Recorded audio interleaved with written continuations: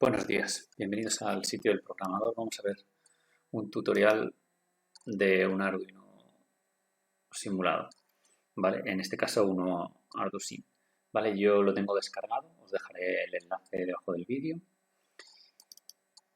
Si lo descomprimís podréis ver que es un ejecutable que no necesita instalación. Es bastante interesante porque lo podéis poner en un pincho y llevar a cualquier sitio.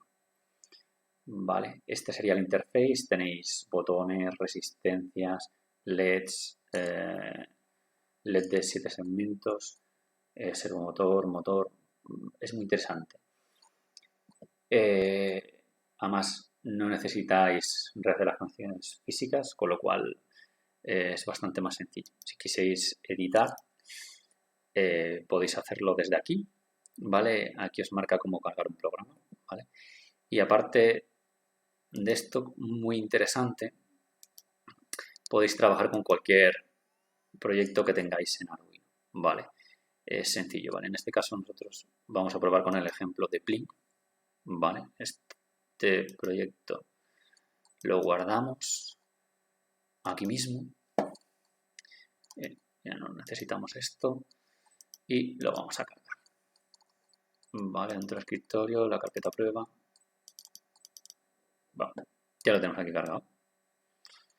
Vale, este ejemplo lo que hace es encender cada segundo, ¿vale? Lo tenéis aquí, el LED 13, ¿vale? Que está enlazado con este LED de aquí, que viene integrado en Arduino, ¿vale? Lo paramos y si queremos parar, si queremos cambiarlo, podemos hacerlo físicamente, por ejemplo, este lo vamos a cambiar por el 8, ¿vale? Le vamos a reemplazar todo y guardamos y como hemos visto antes, pues ha dejado el 13 y empieza en el 1.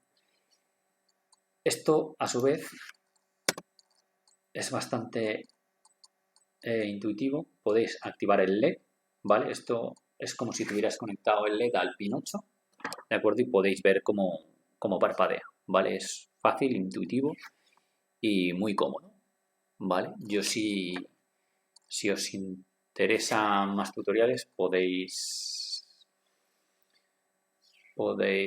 ponerlo abajo y deciros que, bueno, like, suscribíos y ya me vais contando qué os parece.